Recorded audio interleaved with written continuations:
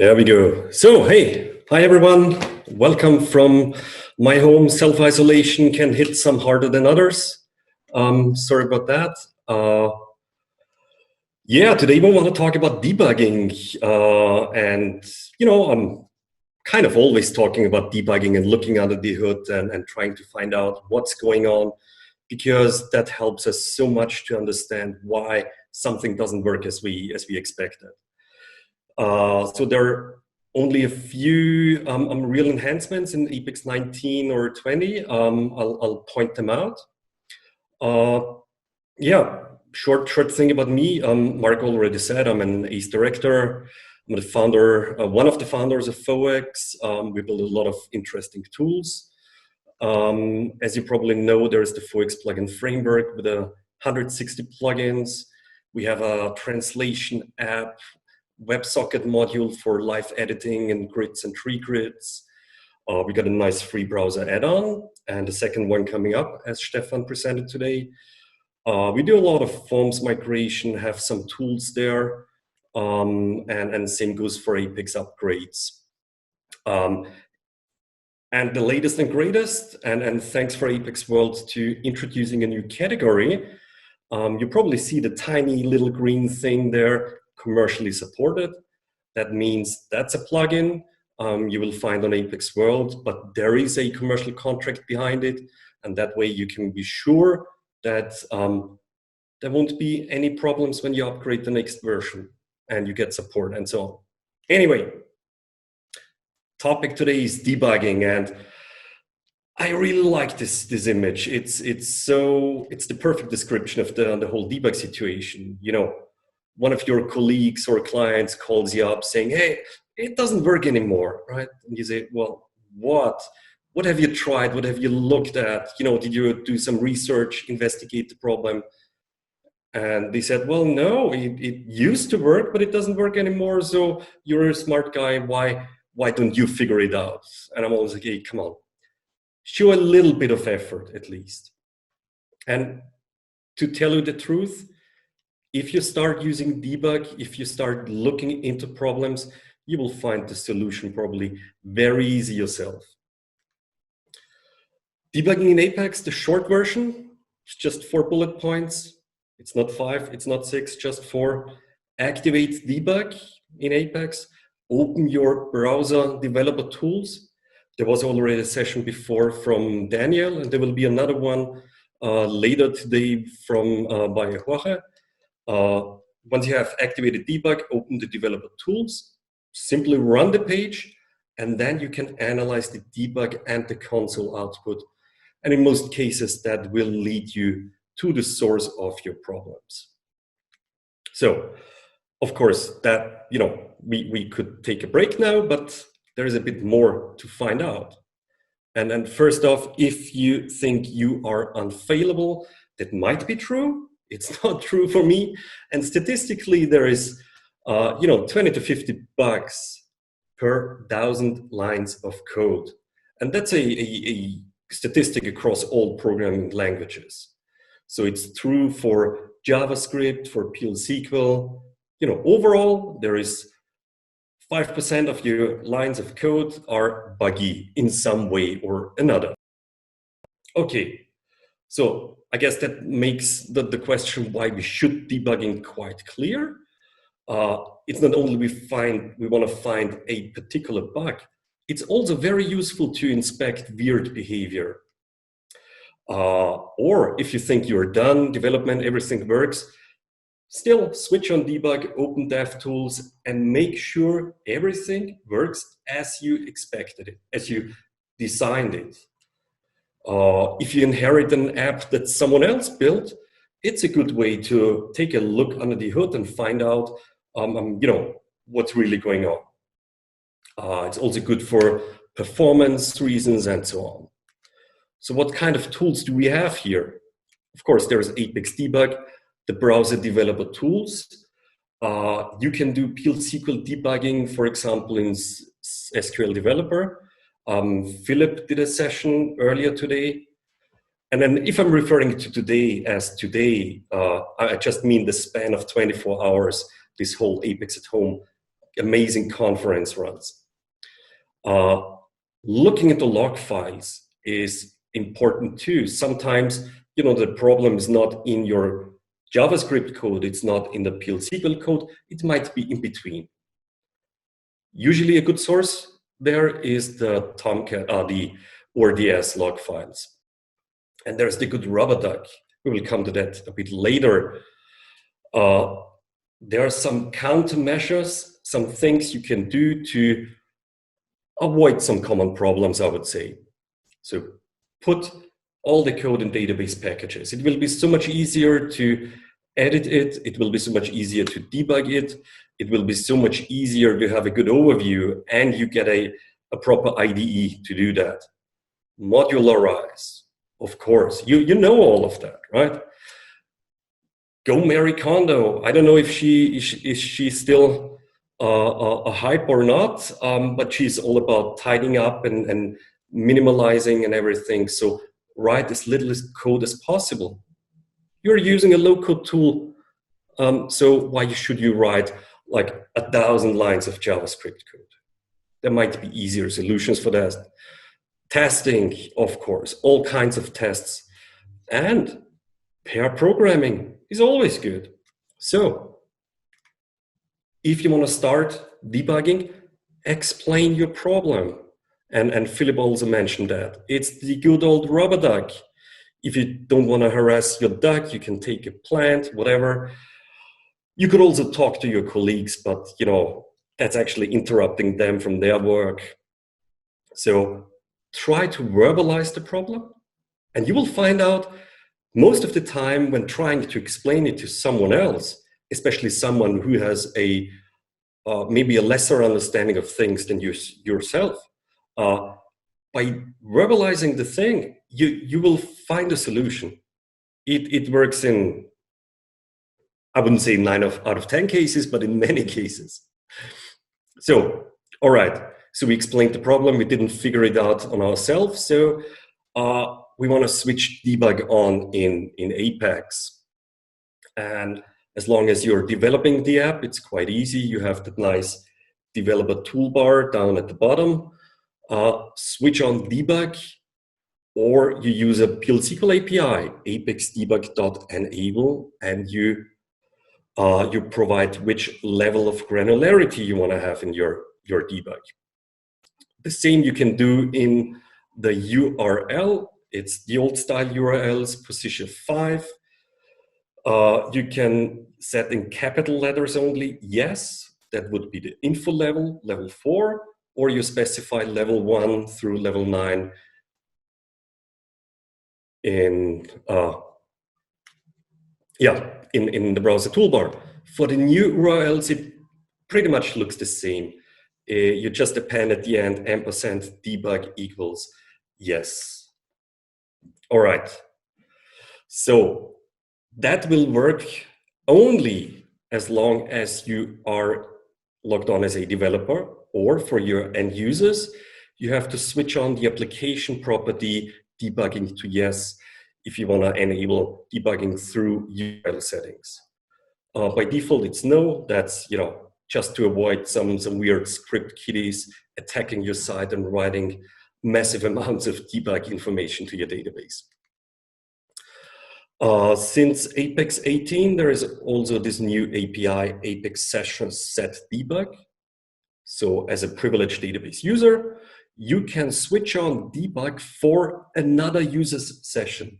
That's very convenient. If your user reports to you, hey, I get this weird behavior, then all they need to pass you on is the session ID, and you can activate debug for them. That's very, very useful feature. So talking about debug levels, and to be honest, debugging is the wrong wording there. Actually, it should be called logging, because that's what it is. So you don't get a debugger where you can do breakpoints and step through and set watches, whatever. No, it simply is a logging facility. And as such, they figured at some point, I think it was Apex 4, hey, we should have more than one on-off switch. There should be granularity levels. And you can see there it's 1 through 9. Funnily, 3 and 7 are not used, but you could use them yourself if you want. So 1 is like the least informational level, and 9 is very verbose. It dumps out a ton of extra information. So choose the level wisely. Just a quick history recap. Oh, that's our browser add-on. There is a debug level chooser in here. There's a blast from the past. If you look back to a little bit older Apex version, so you can see how debugging looked back then.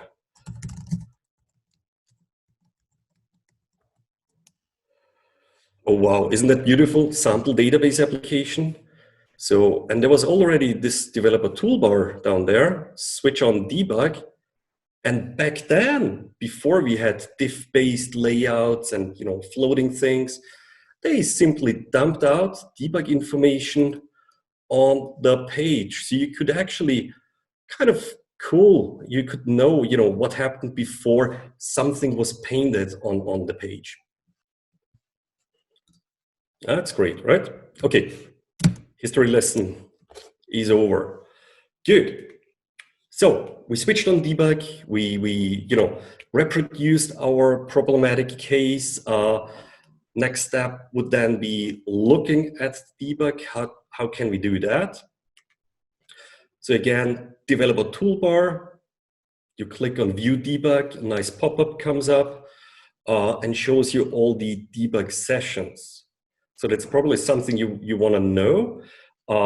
Each page load, each page submit, each AJAX call is logged as a separate debug session in here. So usually the one you're interested in is the one on top. You can see there is a path info in here. And this path info gives you an indication of what it is. Show would be loading a page. Accept would be submitting a page, and then it could be AJAX or something else. This also changes from version to version a little bit, but you get the hang out of it. So once you identified your session, you can click on this view identifier and then get all the details. Another way to reach the same view is going to your application utilities, and there you find debug messages. Or you simply query the view. And this is probably what you have to do in production anyway, since nobody codes in production, right? I mean, except Jürgen, but nobody else. Everyone has a nice, clean, secured runtime installation on prod. And there you can easily query Apex debug messages. That's a very nice view, giving us exactly the same information. So that's the Apex part of things. And we all know Apex runs in the database. So the Apex debug captures only what happens inside the database. It doesn't give you any information about the network traffic. It doesn't give you any information from the browser, nothing at all. So this is simply everything what's happening in a database. And no worries, we will go into some demos in a bit so you get a better understanding. So next step, browser debug, that's your developer tools. Every browser has it, no matter if you use Firefox or Chrome or Safari, even Internet Explorer has something like that. And the cool thing about it is, once debug is activated, you can see those little nice messages in your console whenever a dynamic action is fired. So it just tells you, hey, this dynamic action fired, and gives you some additional information. Very useful.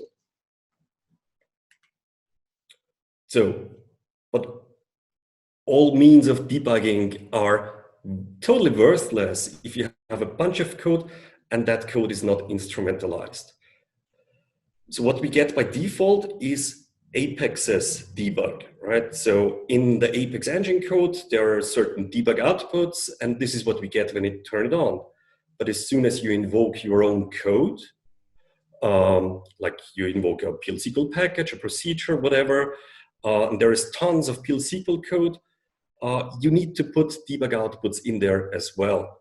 And there's a nice Apex PL/SQL API for that. It's called Apex Debug, of course. And it comes with a bunch of different functions to enable, disable, to output messages, and so on. So here's a nice example. Let's imagine that's your PL/SQL code. It's a procedure foo. It's invoked from some Apex process. So you could just in the beginning use Apex debug enter to write to the debug log that you just started this procedure and those arguments and values have been passed. Apex debug log page session state, quite useful. It dumps out the current value of all items on your current page or the page you pass in. And then you could, for example, just invoke some legacy code, your old package, function, whatever. And this is so old, it didn't use any other logging tools like Logger or anything. It did the old hardcore way DBMS output. But luckily, there is Apex debug log DBMS output. So whatever my package, my function might have dumped into the DBMS output buffer, Apex grabs and puts into the Apex debug log. So you have everything in place. It's beautiful. In the end, you could do an Apex debug info to just state, hey, you went through all your code and it's done, it's over. Looking at the exception handler, and please, this is just an example. It's nothing you should do that way. There is Apex debug.error, which logs on error level. And this is quite useful because since Apex, I'm not sure, maybe Apex 18, whenever you use Apex debug.error, it will log the debug, no matter if debug has been enabled or not. It doesn't care. It simply creates a tiny little debug session, dumps out this error information, and you're good. So that's actually a quite interesting point. So if Apex debug error always writes a debug entry, then you could set up a Q&A check on production to look into Apex debug messages if you ever find any errors there which have not been reported. All right, another thing, and that's kind of the reverse order. So you instrumentalized your PL/SQL code and you use Apex debug everywhere, but you want to test it standalone outside of Apex, then you wouldn't get a debug log, right? Because it would just vanish into thin air. So using Apex debug enable DBMS output, you can get Apex debug to log those messages to DBMS output. Nice, right? So very, very thought through APIs in here. That's the PL/SQL part. When we now go to client side, nowadays there is always a bit of JavaScript code in your pages. You can instrumentalize that the very same way. There is a JavaScript namespace, Apex debug, with similar methods. You can set the debug level, you can read the debug level, you can log messages, but just be aware those messages will not be logged to the database. That would be quite expensive, I guess, in terms of network traffic. Those messages are written to your browser developer tools console. So you can see it in there, what's going on. And depending on your browser and version, it might use different colors for different log levels. All right, PL/SQL debugger. I recommend you the session from Philipp Salvesberg this morning that covered like everything that is to know there and will be on YouTube shortly. So we don't have to waste any time on that right now. Okay. Another thing that you can do is you can trace you can do a proper SQL trace very easily, simply by using ampersand ptrace equals yes in your URL. And I think starting with friendly URLs Apex 20, it's simply ampersand trace equals yes. That will create a proper SQL trace. And then you go to your DBA buddy and tell him, hey, can we get access to the trace file? No. Since a few versions, we have a nice view, $diag trace file contents. So we can simply query the trace file content. Isn't that nice? There is a link down there for Connor McDonald's original blog post to that. Made everything a lot easier. So I guess I'll just show you some demos here. We still have a lot of time. What do you think? Should we switch to a more recent version of Apex, or do you like this classic theme here? All right, so here we are in Apex 19. I have my little old Apex debugging playground app.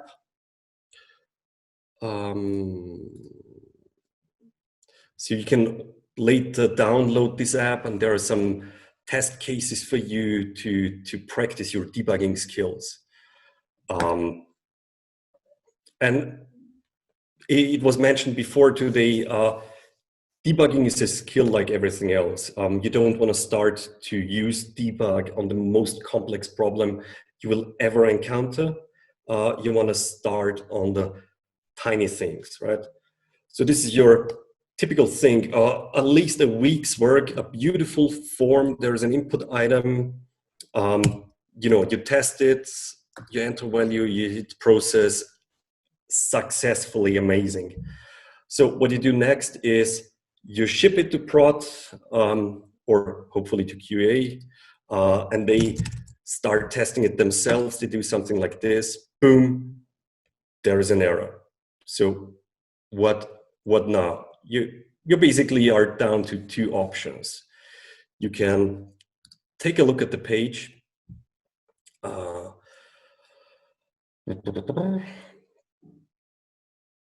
You see your form here, you switch over to processing. Oh boy, there's a bunch of processes and you don't want to step into that. So you want to start the practical way and you say, well, that's the ideal case. I want to start debugging now. So let's switch on debug. When doing that, the page is loaded again. We can see in the browser address bar, there is now yes here. We could also do a yes is the same as level 4. If we want to tune it up a notch, we can use level 6. That would be app trace. Since Apex 19.2, and this example is 19.1, since Apex 19.2, you would find down here also a setting what your default debugging level should be. That's a nice enhancement. So anyway, the page is loaded again. So we are trying to reproduce the problem from before. Hit process. There we are. That's exactly what we wanted. Same behavior as before. So let's view the debug. And what you can see in here, 38 seconds ago, show, and we remember show, that's the page load, all right? And then 11 seconds ago, accept process. So accept means it's a page submit, and Apex adds the name of the button that was pressed, and that triggered the submit. So it's quite nice. So take a look at that. And there's a couple of interesting things, and this is why this debugging facilities is really great and helps a lot. It gives you, next to the log messages, it gives you a nice overview. So whenever you come back to that, you know which app it was, which page, and this is quite nice. Elapsed time. So that's the total time this page submit consumed in the Apex part in the database. So as soon as you hit submit, your browser sends the submit to the web server invokes ORDS. ODS calls Apex in the database, and then it starts taking the time until it did everything, goes back to ODS, and then the time is stopped. So everything that Apex does in a database, and that also means your code in Apex, is calculated into that elapsed time. So that's nothing. It's 0.05 whatever seconds. Could be faster, right? But it's quite okay. If you have a huge elapsed time, like let's say 8 seconds, then you want to take a look at the next information here. That's the maximum execution time. And this is the maximum time a single step in your page processing consumed. To be more exact, it's the maximum time between 2 log entries. So let's say you have a process and you do an Apex debug info output, then you do an update, and then you do another Apex debug output, then you can measure the time of your update statement. All right, so coming back to the example. Let's say you have a huge elapsed time and you also have a huge, let's say 7.8 seconds out of 8 elapsed in the maximum execution time. Then you're lucky because you will find one query or one processing part in your app that is really slow, and then you tune the one thing and everything else is fast. But if you have a huge elapsed time and a very small maximum execution time, it means you have many tiny problems. That's not so easy to find them, but it's still possible. Okay, so this is just a first glance, and you get an idea of performance of this particular operation. So this might be a page load or a page submit, and so that's your timing. This chart here is simply showing you the spikes, which steps, which log entry recorded the maximum times. And if you click on one of those, it will lead you to the report down there. Anyway, this report gives you all the information about what happens from when Apex starts to do something, to invoking your app code, invoking your page code, invoking your process, and so on. So in the beginning, you will find a few things that are mysterious at first, but you will get used to that. So since Apex is running through ODS, and ODS is using a database connection pool, it at first initializes this database session that's being used. And it always sets it to a standard format in the beginning. Then it reads your metadata. So that's what's happening here. It reads your application definition, your page definition, and so on. And from that, it then knows, oh, this is app 123. That might be that is set to German or to some other language. So they have to, again, do an alter session and change NLS settings for that session. So it's kind of an important part. In here, you can verify what to expect. Okay, then it does a lot of different things. There is an interesting section. Name P2 input, that's my input field's name, and a value. Oh, that's great. Another piece of information, session state. The session state of P2 input is going to be set to that. Very important piece of information. Then it starts to run processes. At first, it runs my process do something. And that's a execute build SQL process. And as long as there is no additional information, it works. Because next line there is, hey, it's running the second process. That's process input, and there it goes, boom. And we can see that's a numerical value error, character to number conversion at line 1. Oh, this is great. So all we have to do is look into process input. Let's do that. So do something. There was no problem. Let's take a look at this process's code.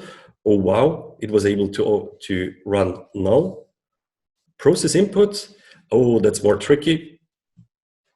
There we can see at line 1, there is a problem. And we need a good way to avoid this problem. All right. So it's not about the solution yet. You identified the position where it happens. And then you can apply a fix of your choosing, right? So this is just to humor someone.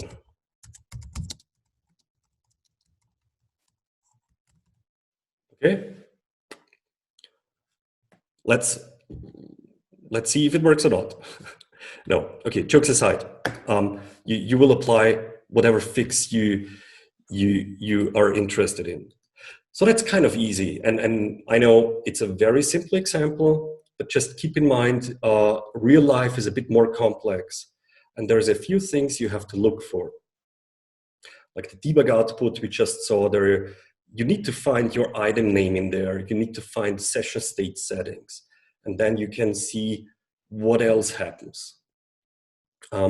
If the exception is raised by some package or procedure that you are calling from your process, then you will still see the whole exception stack there.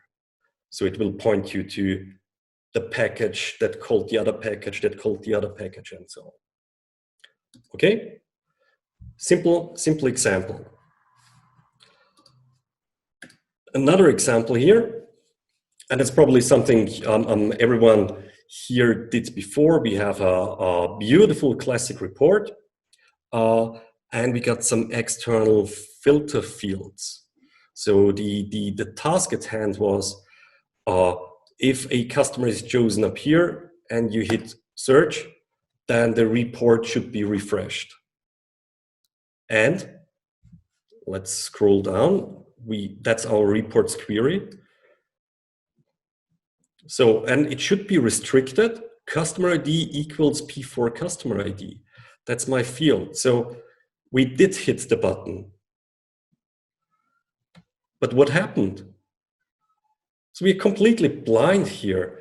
There is no visual indication if something happened or what happened at all. And that's probably what your users will do. They will hit the button like crazy. Nobody knows what's happening. So remember step 2 of the debugging shortlist. Open your browser DevTools.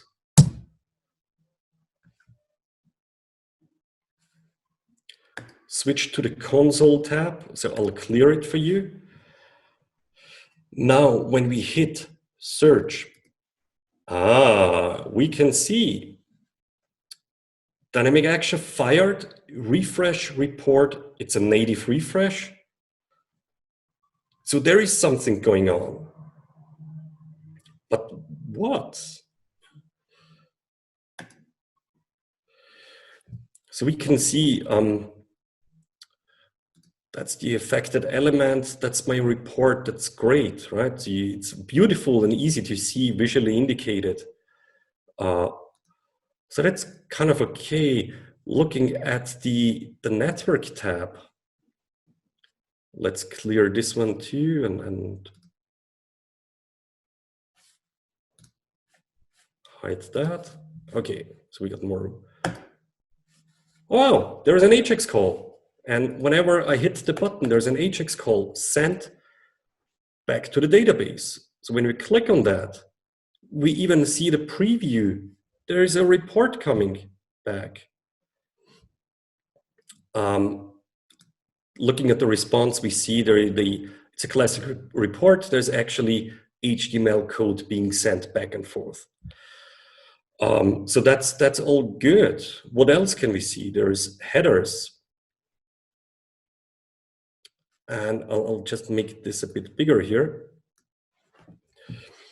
request headers, they give us some information, form data back here. So this is what's being sent with the Ajax call to the backend. Flow ID, that's the application ID. Flow step ID, that's the page ID. That's my session, the debug level, it's all good.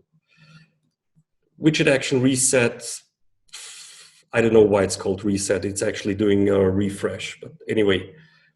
And that's about it. It's there is no more information. So let's look at something else. The session pop-up. If we look at the session state, there is no mention of P4 customer ID. It's simply not there. And that means the database doesn't know of any session value. Going back to the debug,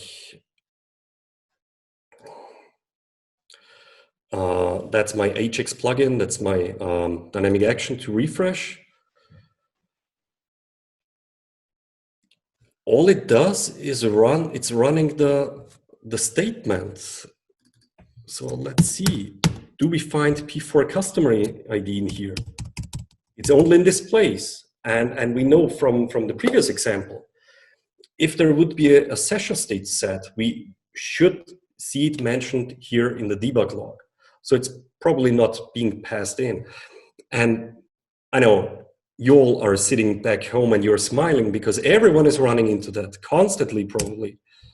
It's an old glitch of Apex, I would say. It's it's a behavior that could be improved. Let's take a look at our report, and especially this part here. That's our query. It uses P4 customer ID, but we missed to specify this item in here. And now, can I ask everyone in the audience to send an email to Joel asking for having this one done automatically, right? Apex knows that this item is used, that it's from this page, so it should pass it on automatically. All right, once we put it in here, and that's like the most common mistake ever, to forget page items to submit, we can see it works. Beautiful.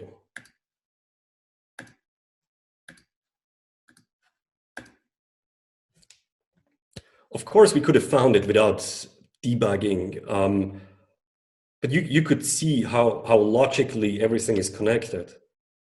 Everything you send from the browser to the database, you know, it has to show up somewhere. You can, whatever you see here in your browser is totally disconnected from the database. As long as it's not being actively sent back there, the database can't know about it and will use whatever information it has. That's a nice example, right? So I guess a quick last one.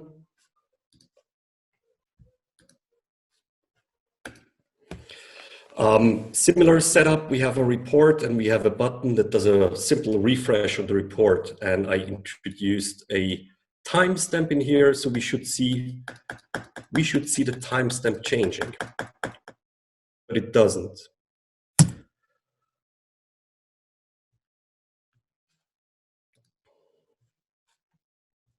So, and now you can see another new feature of Apex 19.1.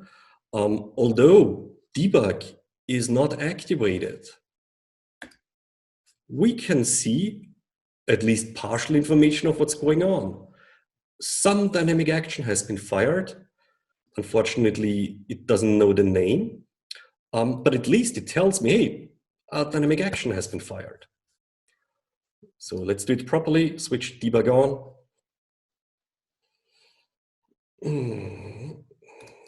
Clear that.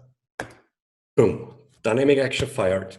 Good stuff. So now we know it's the refresh report dynamic action.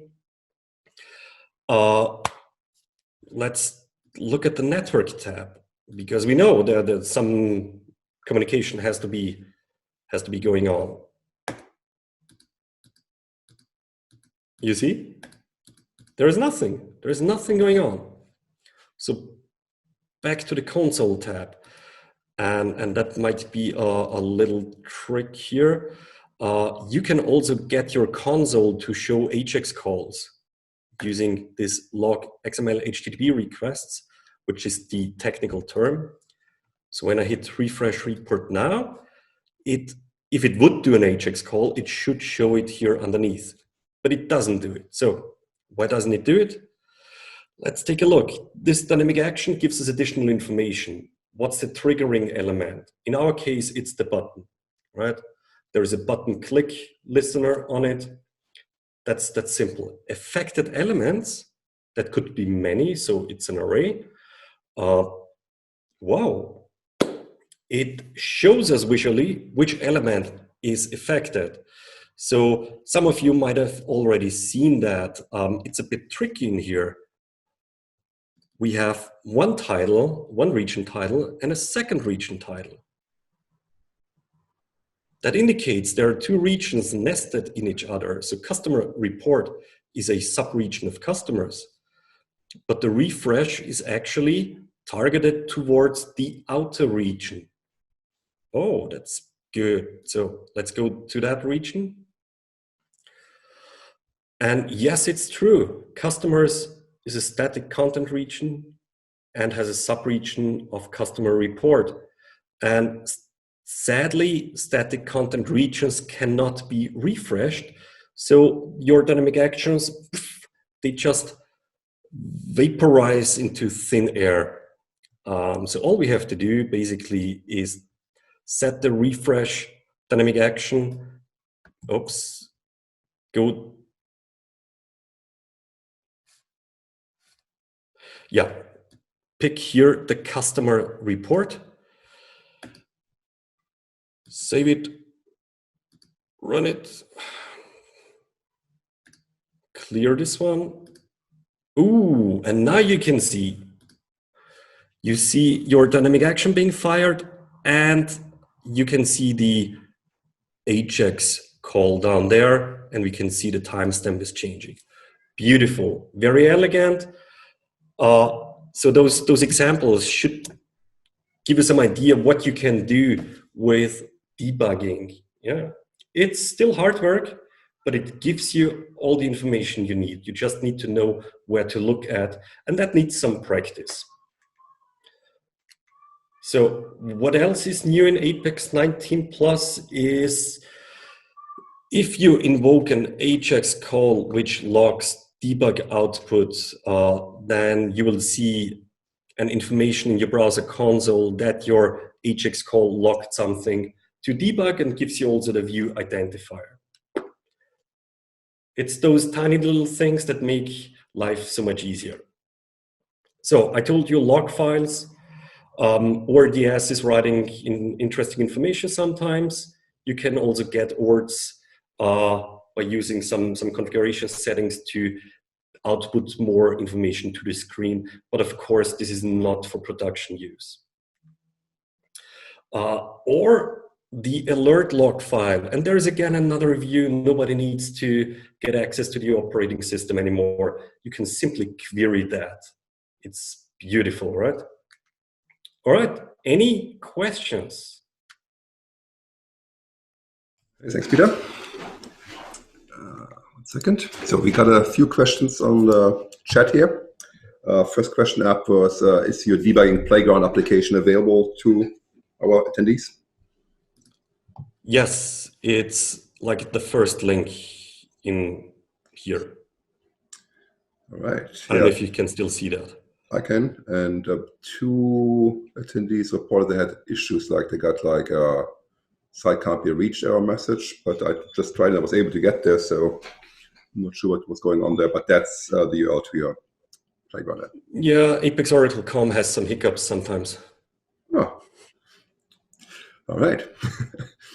Then next question up, can we start a debug level for one application for all active sessions? Not sure. understand what I think you don't want to do that, but actually there is something, and so in the Apex zip file that you can download from OTN, you got some utility scripts packaged up there, and Chris Neumüller from the Apex team recently blogged about it. There are scripts included where you can enable debug for the whole instance, which is not a good idea on production systems, because you switch on debug on level 9 for everything, and that produces a ton of debug messages, but also slows everything down because debugging comes at a cost. That makes sense, and I guess related to this, if debugging option is set to yes at the application level, will there be a performance issue? And I think you just answered that. Yeah, so you have to know the debug logs are actually kept in a table in a database. And every single line you write into that is handled by an autonomous transaction, so that is slow. All right. And just as some homework for you guys, look at different debug levels. Look at the differences between debug level 4, 6, and 9. And you will see that level 9 is producing a lot more output. Some of that is probably not meant for us. It's helping the Apex team to identify nasty bugs. But they also give you some extra information on level 9, like explain plans for report statements and things like that. All right, there's yet another question about your debug application. So if you could just briefly show that URL again.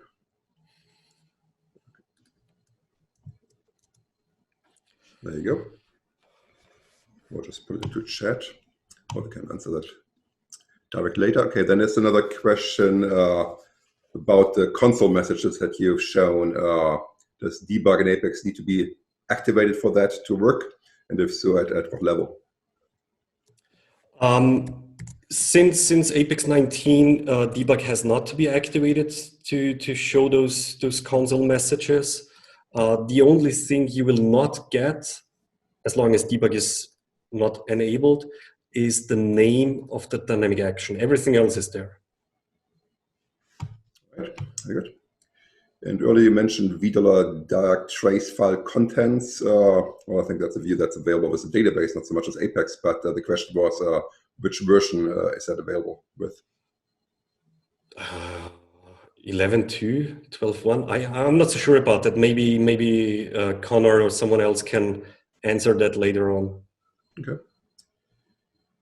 And there are more questions coming in. Can you please show how to enable logging again? I don't know if you. Well, I guess we are right there. If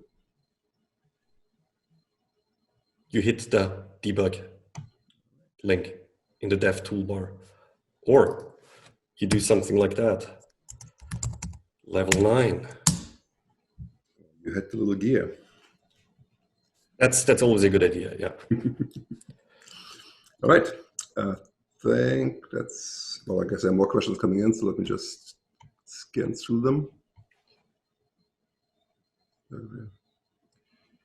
Very useful. Is it better to use Apex Debug or Aura Logger in PL/SQL? I don't know. It's Logger is great and Apex Debug is great, and they have some different strength, I guess. If you stay within Apex, then you can use Apex Debug. But if you have also some standalone PL/SQL jobs, then you might want to look into Logger. But you can mix them too. I don't know. I'm not too religious on that. Right.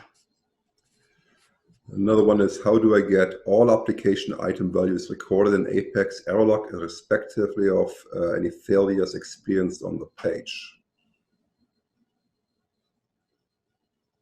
What's that? How do I get all application item values recorded in Apex error log, irrespective of any failures experienced on the page? I'm not exactly sure what she's looking for. Well, you got some views you can query. You got the Apex Debug messages view, It also contains application page ID, but you can also look into Apex workspace activity log, which also puts out some errors. I guess that's it. Right. Oh, I like to answer this question. Any idea about Apex 21, when it will be available? Yeah, let's hear it. Oh, I thought you were answering. Well, no, we So don't. there's another one. How does trace equal yes works? So that's built into Apex. If you append to the URL old style format p trace equals yes, there's a piece of code in Apex which will then enable a SQL trace event. I don't know, the typical one. There was one about the exception handler that you talked about, which you mentioned wasn't a good example. So the question is, how do you do it right? How do you do it properly? Like I think I like to avoid exceptions handlers unless I have to handle a specific exception, right? If it's about, if you expect some piece of code to raise, let's say, duplicate value on index, and you want to treat that in a certain way, then use an exception handler for that. But just catching when others then null is never a good idea. Works. All right, cool. Oh, it's hardly ever a good idea. Let's say that. Right, I think that's all we got here. So, all right. So it was beautiful being here. Thank you, everyone, for organizing that.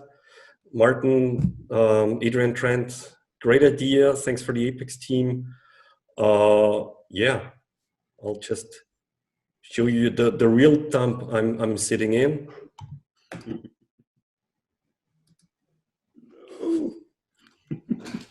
That's not true. It's more like that. So anyway. Awesome. Well, thanks very much, Peter. Thank you all. Bye.